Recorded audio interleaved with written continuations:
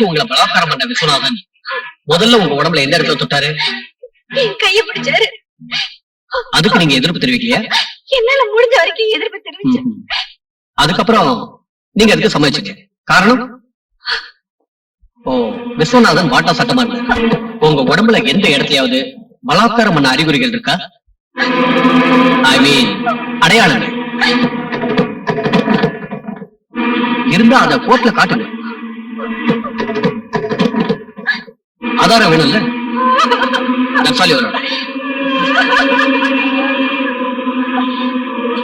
Indian penal code section 375 படி ஒரு குற்றவாளி குற்றம் செய்தார் என்பதை நிரூபிக்க பிராசிகியூஷன் தரப்பிலிருந்து அதற்கான சரியான ஆதாரங்களை சமர்ப்பிக்காததால் குற்றம் சாட்டப்பட்டவர் குற்றவாளி இல்லை என்று இந்த கோர்ட் நம்புகிறது.